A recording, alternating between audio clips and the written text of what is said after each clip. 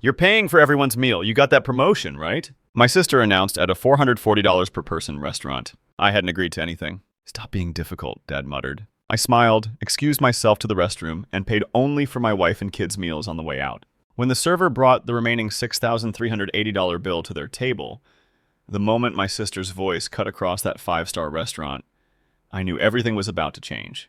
You're paying for everyone's meal. You got that promotion, right? She didn't ask. She announced it like I'd already agreed to drop $6,000 on people who'd spent a decade calling me a nobody. I sat there, fork halfway to my mouth, staring at Rachel. My wife Emma's hand found mine under the table. My two kids stopped eating their $38 mac and cheese to watch. I didn't agree to anything, I said quietly. Stop being difficult, Dad muttered, not looking up from his $85 steak. I smiled, set down my fork, excused myself to the restroom, and on my way past the maitre d', I pulled out my black card and paid for exactly 4 meals. Mine, Emma's, Sophie's, and Jake's. $1,760. Then I collected my family and walked out. When the server brought the remaining $6,380 bill to their table, I was already pulling out of the parking lot. My phone started ringing 30 seconds later. I didn't answer. My name is Marcus Davidson. I'm 38 years old. I work as a mechanic at Davidson's Auto Repair. Most people in my family think I'm barely scraping by. What they don't know is that I own Davidson's Auto Repair in 3 other locations. Last year, my shops cleared $3.2 million in revenue. I take home about $480,000 annually. But sure, let's pretend I got a promotion. 3 weeks earlier, Rachel called while I was replacing a transmission. Dad's turning 65 next month. We're doing dinner. Stellino's, Saturday the 18th. You'll be there. Not an invitation, a summons. How many people? I asked. Just family, maybe 15. I agreed because I love my father. He'd worked hard his whole life as a union electrician. The fact that he'd always favored my older brother Mitchell wasn't entirely his fault. He was a product of his generation. College son equals success, mechanic son equals disappointment. Mitchell was the golden child. Stanford MBA, corporate job in Seattle, $180,000 a year. He never let anyone forget it. Every family gathering turned into an update on Mitchell's achievements. Rachel was worse. Married a dentist, lived in a McMansion, drove a leased BMW. She loved dropping comments about helping me find jobs for someone with your skill set. The condescension was suffocating. I was the baby. The one who didn't go to college, the one who came home with oil under his fingernails, the one Dad looked at with disappointment every time Mitchell's name came up. What they didn't know? At 18, I started at Jerry's auto shop for minimum wage. By 22, Jerry sold me the business. By 30, I had 3 locations. By 35, 4. I never told my family. Why bother? They'd already decided who I was. Showing up with financial statements wouldn't change their narrative. It would just make them resentful or start asking for money. So I kept quiet, drove my 10-year-old F-150, wore work clothes to family events, and let them believe whatever they wanted. The dinner was supposed to be just family, so I was surprised when Emma and I walked in and found 12 people. Rachel's entire in-law family was there. Craig's parents, his brother, cousins, people I'd met twice. Surprise! Rachel beamed. I thought it would be nice to make it a real celebration. Translation. Rachel wanted to show off and needed bodies and seats. Mitchell flew in from Seattle late, as usual, in a designer suit that probably cost more than most people's rent. Dad sat at the head of the table looking uncomfortable. He wasn't a fancy restaurant guy, but Rachel insisted, and Mom had passed 3 years earlier, so there was no one to tell Rachel no. The evening started fine. Cocktails, appetizers, small talk. I sat between Emma and Jake, trying to enjoy family time, even though most of them barely acknowledged I existed. Dinner came. Ridiculously overpriced. Tiny pasta with truffle oil for $75. An 8-ounce steak for $110. My kids' mac and cheese was $38. Dessert was ordered. $25 per person, chocolate souffle. That required 30 minutes advance notice. That's when Rachel stood up and clinked her wine glass. Before dessert, I want a toast. Dad, you deserve the celebration. Mitchell, thank you for flying out. And Marcus. She paused, smiled that smug smile. I heard you finally got that promotion to shop manager. Congratulations. So tonight, dinner's on you. The table erupted in applause. Craig's mother said, how generous. Rachel's father-in-law called across, that's a man who takes care of family. I sat very still. Emma's hand tightened on my arm. I didn't get a promotion, I said clearly, and I didn't agree to pay. Rachel laughed. Oh, Marcus, don't be modest. Mitchell told me all about it. Besides, family takes care of family, and Dad doesn't have this kind of money. Mitchell shifted, but said nothing. He hadn't told Rachel anything. She'd made it up. Stop being difficult, Dad muttered. It's a nice gesture. Your mother would have wanted this. There it was, Mom's memory weaponized to make me comply. I looked around. 12 people staring at me expectantly. Strangers. None had ever asked how I was doing or what my life was like, but they were happy to eat $85 steaks on my supposed promotion. I smiled. Excuse me, I need to use the restroom. Emma stood too. Kids, get your jackets. Marcus, Rachel started. Restroom, I repeated. I'll be right back. I walked straight to the maitre d's podium. I need to split a check, I said quietly. Of course, sir, Davidson party. I need to pay for 4 meals, my wife, 2 children, and myself. She pulled up the system. That would be $1,760, including tax and service charge. Before I continue, if you're enjoying this story, please hit subscribe and tell me in the comments where you're watching from and what time it is there. I read every single comment, and it truly means the world to me. Thank you for your support. Now, back to the story. I pulled out my wallet, not the beat-up one I carried to family events, the slim metal one with my black card. American Express Centurion, $5,000 annual fee, no spending limit. The maitre d's eyes widened slightly. Very good, sir. And the remaining meals? They'll handle that themselves. Please bring them their check after dessert. Understood. Would you like me to add gratuity to your portion? Add 25%. Your transaction is complete. Thank you, sir. I collected Emma and the kids and walked out. It was 8:47 p.m. on a Saturday in October. Cool air, clear sky. Emma was trying not to smile. You actually did it. They shouldn't have assumed. What do you think they'll do? Probably call Mitchell? Eventually someone pays the bill. Not my problem. Jake, who is 10, said Aunt Rachel's going to be really mad. Aunt Rachel volunteered someone else's money without asking. That's a good lesson. Never do that. Sophie, 8, said, but it was Grandpa's birthday. I know, honey. I bought Grandpa a present. It's in my truck. We'll drop it off tomorrow when people aren't yelling. Tonight was never about his birthday. It was about Aunt Rachel showing off. We drove home. Emma put the kids to bed. I sat in my garage and waited for the phone to ring. 14 minutes. Rachel, of course. I let it go to voicemail. Lots of shouting about embarrassment and family and how could I do this? Then Mitchell called. More controlled, but just as accusatory. Marcus, I don't know what game you're playing, but you need to apologize. This is unacceptable. We're family. The irony of Mitchell lecturing me about family loyalty was beautiful. Dad called last. Son, I don't understand what happened. Rachel's upset. Mitchell had to put the bill on his card. Call me. I didn't call any of them. Instead, I opened my laptop and pulled up my business accounts. Davidson's Auto Repair wasn't just profitable, it was thriving. My accountant was already suggesting franchising opportunities. I'd built all this with zero help from my family, zero recognition, zero interest. The next morning, I took my kids to Dad's house to drop off his present. A vintage tool set he'd wanted for years. Cost me $1,200 and 3 months of searching. Dad answered in his robe, coffee in hand, looking exhausted. Can we talk? Kids, wait in the truck. We sat in his living room. Same furniture from childhood, same photos. Mitchell's graduation prominent. My graduation tucked in a corner. Your sister's very upset, Dad started. I imagine so. Oh. She says you embarrassed her. She embarrassed herself when she volunteered my money without asking. She thought. She assumed. She made up a story about a promotion that doesn't exist, announced I'd pay without confirming, and tried to guilt me using Mom's memory. Dad was quiet. You could have just paid. It was my birthday.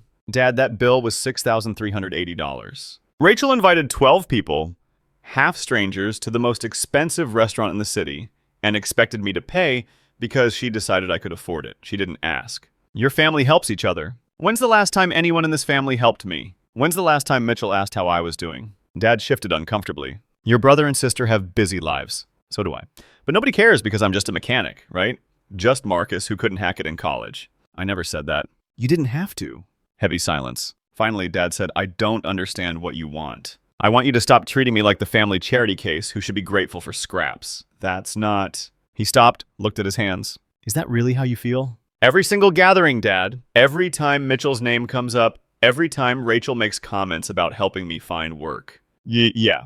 More silence. Your mother loved you, he said finally. I know. She's the only one who asked about my day, who wanted to know about my work. My voice caught. I miss her. Me too, son. I stood. Happy birthday, there's a present in the hallway. I left before he could respond. 3 weeks passed. Nobody called. I assumed they were talking about me, but being a gossip subject was less painful than being ignored. Then Mitchell showed up at my shop.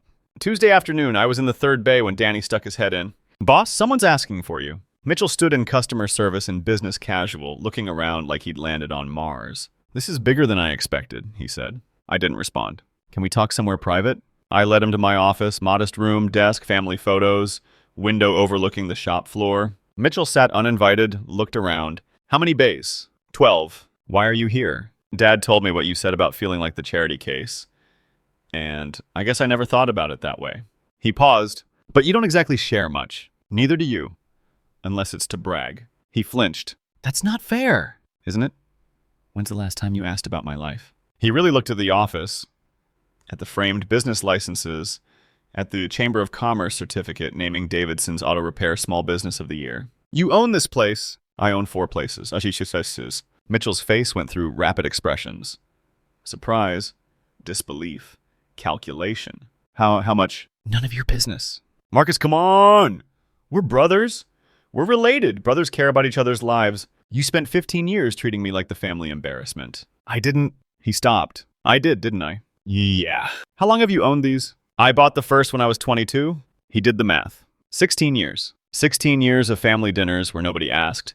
16 years of you talking about your life while everyone ignored mine. Wow. He looked genuinely shaken. "What's the revenue?" "Healthy. More than you make. Significantly." He let out a long breath. "Rachel's going to lose her mind. Rachel's not going to know unless you tell her. This isn't about proving anything. This is about me running my business and living my life without being reminded I'm not good enough for the Stanford MBA crowd." That's not... "Mitchell, stop. You know it's true." Long silence. "I'm sorry, I really am. I never meant to make you feel invisible." "But you did." "Yeah, I did." He stood. "Oh, this is impressive. What you built?"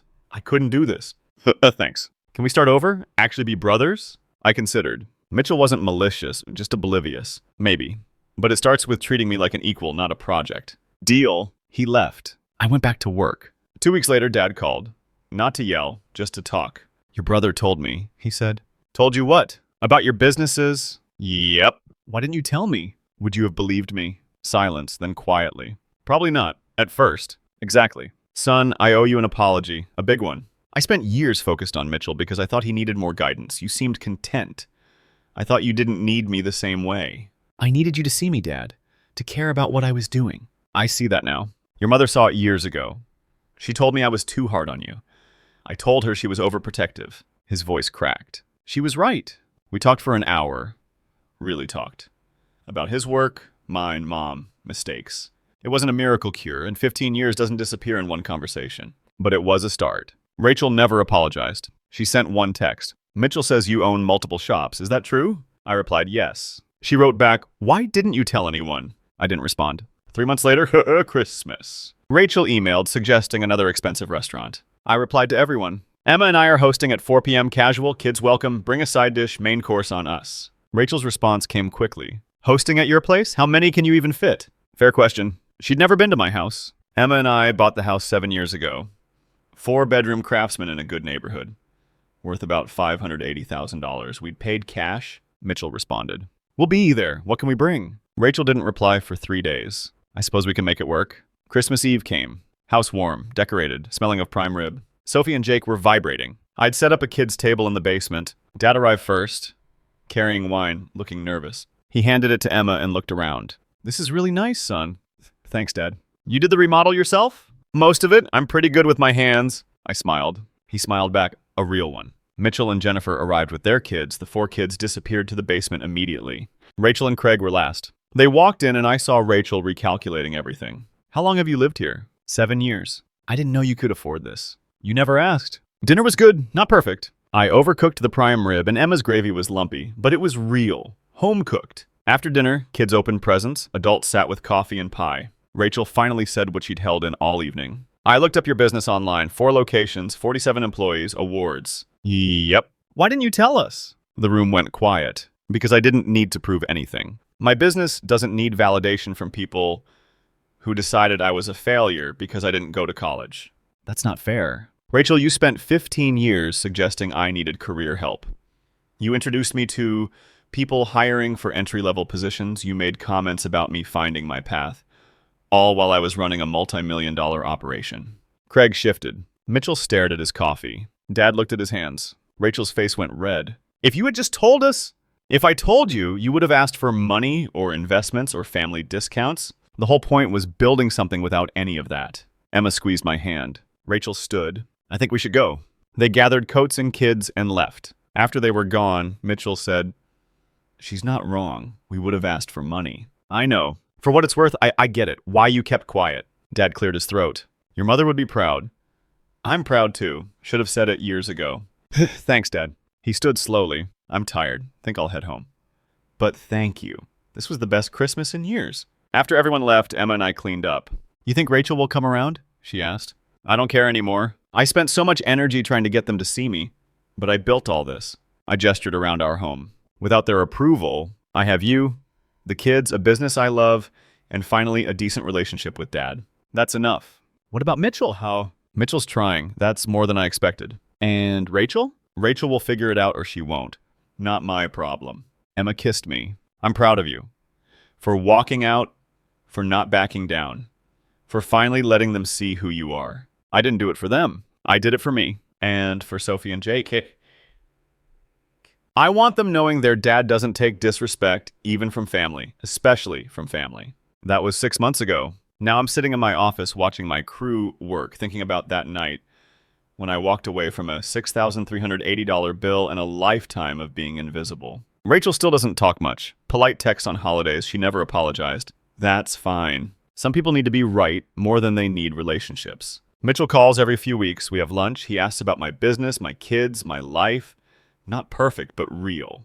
He's learning that success looks different for different people. Dad comes for dinner monthly. He tells stories about mom, plays with the kids, asks about work. We're building something we never had. And me, I'm still just a mechanic. Still get oil under my fingernails, still drive my F-150, still show up at 6 a.m. But I also own 4 thriving businesses, employ 47 people, support my family comfortably, and sleep well knowing I did it my way. The world loves telling you who you should be. College degree, corporate job, corner office. But success isn't about impressing others. It's about building something you're proud of on your own terms. That restaurant bill taught me this. People who truly care don't need a price tag to see your value. And people who only see you as a wallet aren't worth carrying. My grandmother used to say, a man's character isn't what he does when everyone's watching. It's what he does when he has the power to walk away. I walked away. Best decision I ever made. Author's thoughts. Look, I've thought a lot about Marcus's story since I first heard it. And here's what really gets me. What was actually happening here? Marcus wasn't someone who kept the peace for too long, who suddenly snapped. He was playing chess while his family played checkers. For 16 years, he built an empire while they were busy deciding he was the family failure. That's not weakness, that's strategy. He knew if he told them about his success, Rachel would want investments. Mitchell would want business advice. And Dad would suddenly remember he had a third son. So he just didn't tell them. Genius. Honestly, Rachel's the really interesting one psychologically. She didn't invite 12 people to celebrate Dad. She invited them to perform. Look at me, the generous sister with the successful family. When Marcus walked out, he didn't just refuse to pay. He ended the performance she was staging. That's why she couldn't apologize. Apologizing would mean admitting her whole persona was fake. And Dad, classic case of I love you, but I don't see you. He wasn't evil. He was just so blinded by what success should look like that he couldn't see what it actually looked like standing right in front of him. Mitchell had the same problem. Golden child syndrome is real, and it makes you genuinely blind to your own privilege. The real lesson here, here's what Marcus's story taught me, and it's something I wish I'd learned earlier. Stop performing for an audience that will never clap. Marcus spent zero energy trying to prove himself to people who had already written his story. Instead, he wrote his own story, made his own money, built his own life. And when they finally pushed too far, he didn't explode. He didn't make a scene. He just left, paid his bill, walked out. Let them deal with the consequences of their own assumptions. That's power. Real power isn't making people see you. It's not needing them to. The sophisticated move isn't revenge. It's removal. Marcus removed himself from an unhealthy dynamic and let natural consequences do the work. Rachel wanted to look generous with someone else's money. Cool, here's the actual bill. Mitchell wanted to keep taking Marcus for granted. Cool, now he knows what he lost. My question for you. I'm genuinely curious about something, and I'd love your take in the comments. If you were Marcus, would you have gone back? Not to the restaurant. I mean, after Mitchell apologized, after Dad finally tried. Would you have let them back in like Marcus did? Or would you have said too little, too late, and kept the distance permanent? Because here's the thing that keeps me up at night about this story. Marcus gave them a second chance. Dad and Mitchell earned it. They acknowledged. Apologized, changed behavior, but was that enough? Can you really heal 15 years of being invisible with some honest conversations and monthly dinners? Or is Marcus setting himself up to be hurt again the moment things get comfortable? I don't know the answer. Maybe there isn't one. Maybe it's different for everyone. Drop your thoughts below. Have you ever walked away from family like this? Did you ever go back? Do you regret it either way?